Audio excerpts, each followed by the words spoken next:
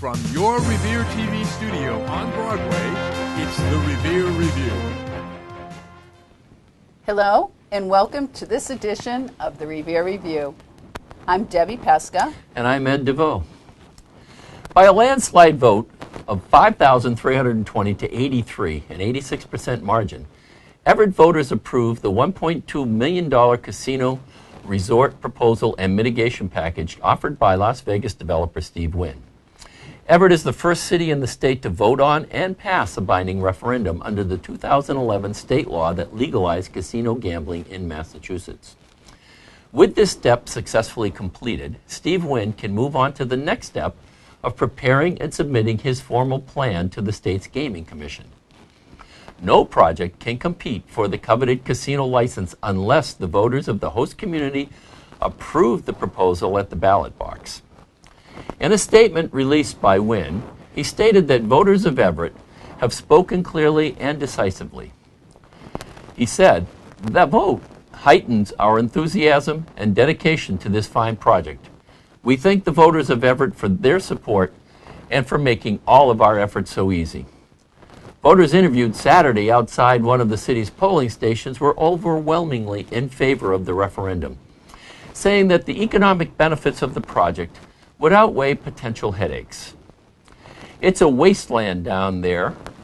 There hasn't been any development," said Dana Ringdahl, a 51-year-old lifelong resident of Revere, speaking of the former Monsanto chemical site where Wynn has proposed placing his project. "Maybe we can get beyond the image of being an industrial city and become a more happening place." Everett casino opponents, however, argued that the casino would bring limited benefits and even new challenges to a city with more pressing problems. One opponent stated, "A casino is not what I want to be known for. One of the things we're known for is football, which is good because it's a school thing. A casino might be cool at the beginning, but ultimately I think it will be a waste." Other no voters said Everett should focus on cleaning up the city and reducing crime. A further examination of the Everett voting numbers shows that the voters who cast ballots on Saturday represented 32% of the registered voters, but only 15% of the city's total population. It'll be interesting to see what percent of Revere residents and voters will be casting ballots when they finally get a chance to vote on the Suffolk Downs Caesars Casino Resort proposal. Applications for the casino license must be completed and submitted to the Gaming Commission by 2 p.m. December 31st of this year. The State Gambling Commission, which controls casino licenses, is expected to award the Greater Boston license sometime in 2014. One of the year's hot-button issues for License Commission is the proposal to allow the city's restaurant and bars to continue serving alcohol until 2 a.m. Under the current law, it requires that they must close at 1 a.m. At the License Commission's latest meeting, members of the Revere Business Association, represented by attorney John Simeone, were prepared to make their case for the later closing time. However, because one of the three commissioners was unable to attend the meeting, and because the commission wanted to allow time for all sides to prepare and present their arguments, a decision was made to postpone the discussion until a public hearing could be conducted. The public hearing will be held within the next 2 to 3 weeks and will be advertised in the Revere Journal. And we'll be right back after these messages.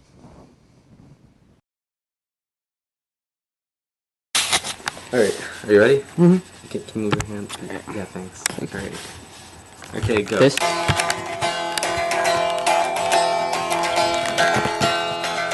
No, to the right, The other right. Can you not? Stop, no, stop. Having trouble recording rockin' videos? Did you know, right here in your own city, you have free access to a variety of video equipment, including high-definition robotic cameras, green screen walls, advanced sound and lighting technology, a virtual studio editor, and the ability to create dynamic graphics? Entertain your city with your own show on our local channel. Post-production on IMAX with Adobe Premiere and After Effects can enhance any production. You may be wondering, how can I make this happen? Become a member of Revere TV. It's easy. Sign up online at reveretv.org. Take a free class in either studio production, field production, editing, or all three. Produce your own show. Check out high-definition cameras for your own home videos. Volunteer for the city. The possibilities are endless and free. Let out your creativity with Revere TV. Located at 385 Broadway, Revere.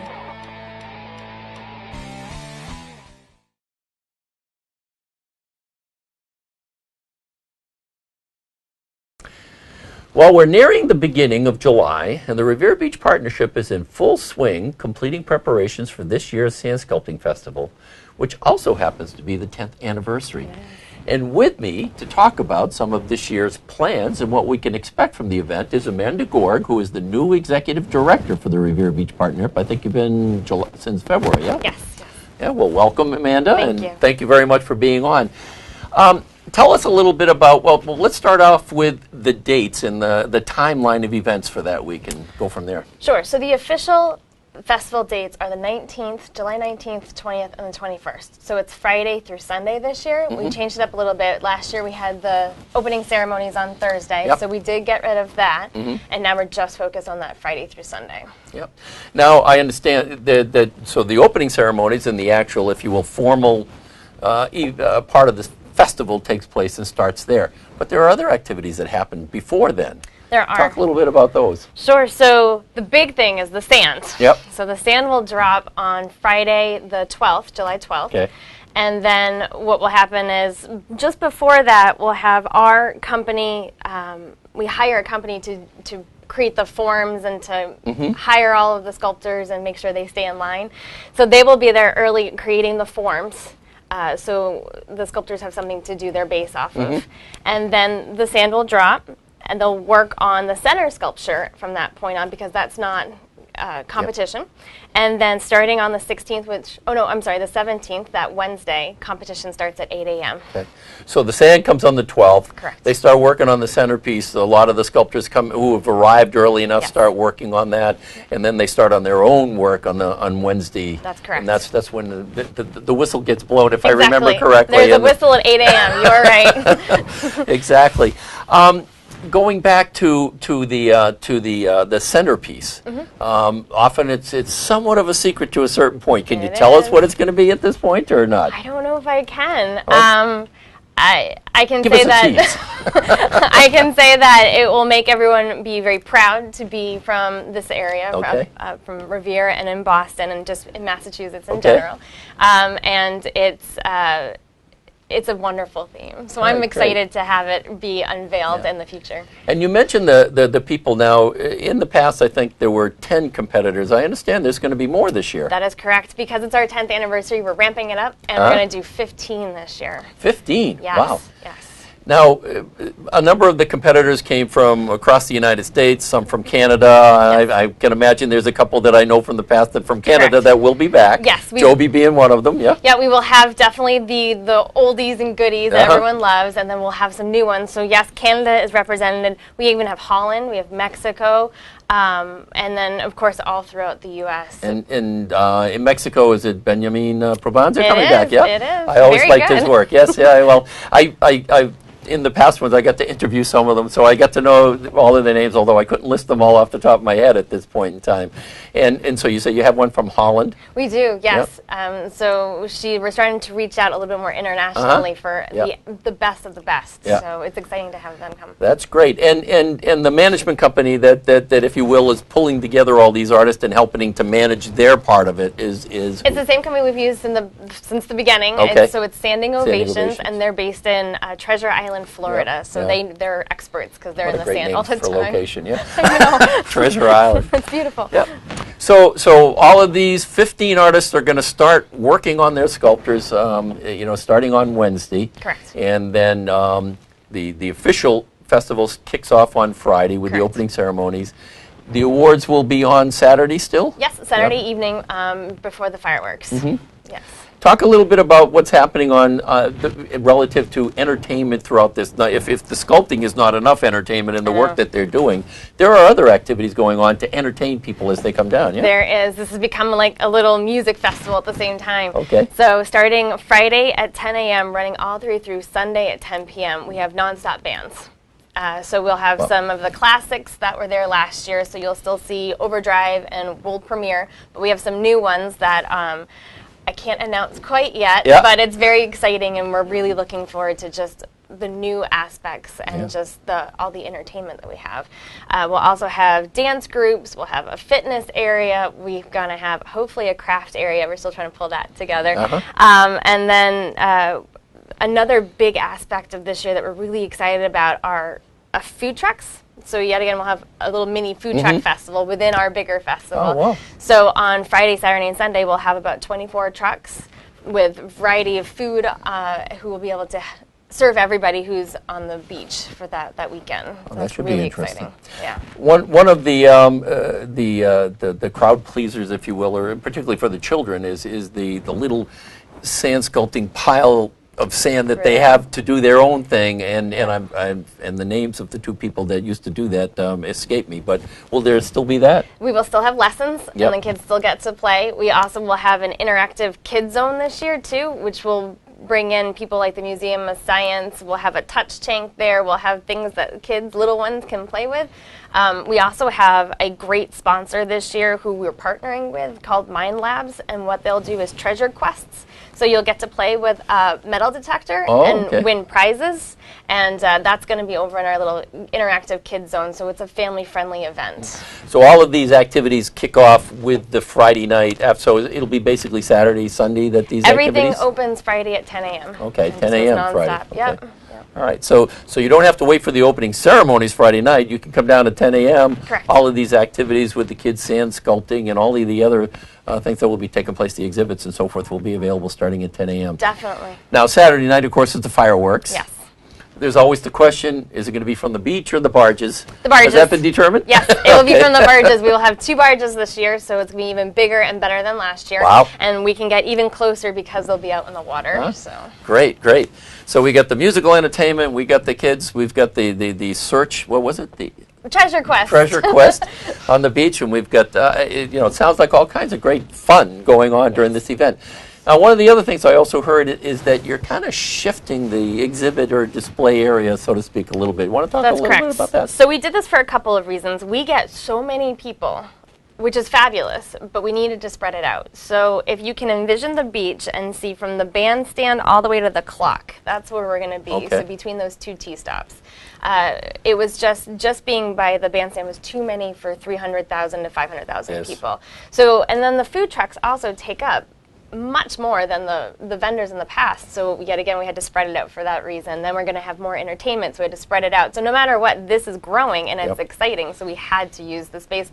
Plus, we really want to feature the new pedestrian bridge, too. It's such a beautiful architectural piece that we want to have the people of the city be proud of it and want to utilize it. Yeah, it'd be make a great backdrop, and like you said, I think spreading that out. Now, that also means that the entertainment stage will shift as well a little bit. Yeah. So our plan at the moment is to have the stage pretty center to the festival. One side will be the kiddie area, and the other side will be the sculptures. The sculptures at the moment are closer to the Wonderland T-station, and so that will spread out those 15 sculptors and the center sculpture right there. So it's all good. That's why we moved it, so we can have more space and people can enjoy the beach, because we want to make sure this is a beach festival.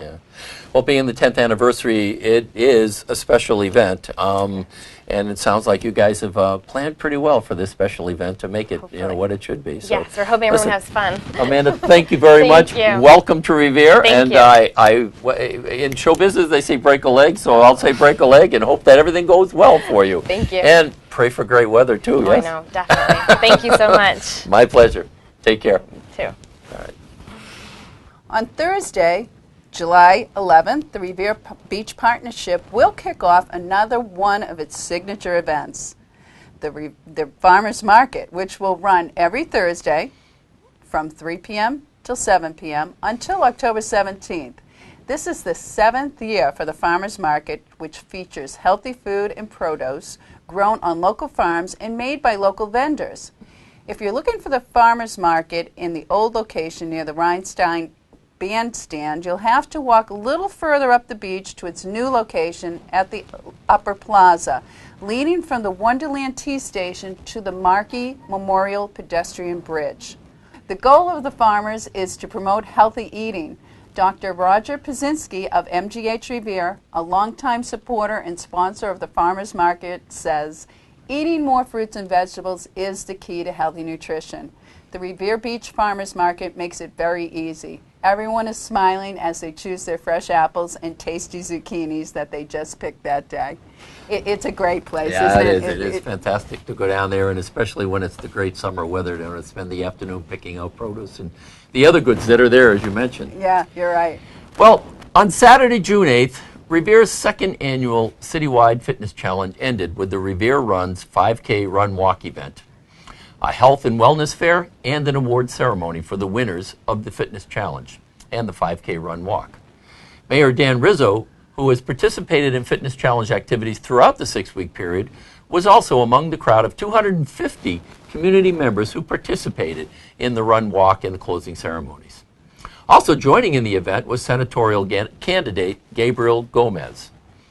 The health and wellness fair included 20 area businesses providing exhibits and information about their products and services. Organizers of the Fitness Challenge said that this year's Fitness Challenge and Run Walk event were huge successes and were looking forward to making next year's even better. They also noted that $1,000 was raised at the 5K and will be donated to those to assist those impacted by the Boston Marathon bombings. That's great, that much money. Well, if you've not been out after 9 p.m. driving up or down Broadway, you have missed a very quaint and beautiful sight. You heard correctly. Broadway looks beautiful at night lately because the gas lights are on. According to Debbie West at the mayor's office, the lights went on unofficially on June 14th. The second phase, subject to funding, should begin after the July 1st budget. If you've not seen it, take a drive on a late evening and see the flowers, the flags lining Broadway, and those historical lamps. It really does make for an awesome sight. Yeah, I was down Broadway the other day and saw them taking out some more of the new aluminum poles to be replaced by the new old lamps. And you know something? It's a lot brighter, Ed. I thought it would be darker, but it's actually brighter, and it gives it a beautiful glow. Yeah. It really is. I'm amazed at how pretty it is. Well, if you haven't seen it, come down, as Deb said, and check it out. It's looking good. Yeah. It's the beginning of what's going to be some great changes on Broadway. Good job, Mayor Dan. Yeah. And in other news, this past Saturday, at least 100 people showed up to say goodbye to Hill Park. Featured in that event were people who came to have their final at-bat at home plate. And I know, Deb, you were at that event with Peter DiGiulio. And tell us a little bit about how that went. It was a huge success, according to Peter and Lenny Orlandello. There were men in their 90s, and there were guys in their 20s. And there were women, there were kids. There was one gentleman in a wheelchair who actually had his grandson wheel him up to home plate, and his grandson took his last at-bat for his grandfather. It was really a fitting tribute to the old park. Yeah. And you mentioned that also present were a number of the commissioners of the Parks and Recreation Department. Yeah? Well, Lee Rizzo was there, Adrian McGuire was there, Roger Naples, who is in his 90s, yes, I've met was Roger. there, Quite Bob a person. McCarrick was there. There was a number of old friendships had been renewed. And I also understand that some money was raised for the memorial. They're trying to do a memorial on the beach for the kids who have lost their lives to drug abuse, and they did raise some money for that, and hopefully we'll be able to do something down the beach, the memorial down at the beach for that, and that was a good, nice cause. So yeah, a good cause, a good time all around, and a fitting tribute to a ballpark that really played into many, many people's lives. I'll tell you, as much as they hate to see it go, we all know that it's all for a good cause coming up, the new school being built, and there will be new parks taking that place. So you know, they can all go back and open maybe the new park. Yeah. So new memories will start up. I think it's St. Mary's Park. Yes, Is yeah, where it's right, going to be. I right. don't know what the name will be, but right now it's called St. Mary's Park. Yeah. So that does it for this week's Revere Review. For myself and Deb. Yep. Take care.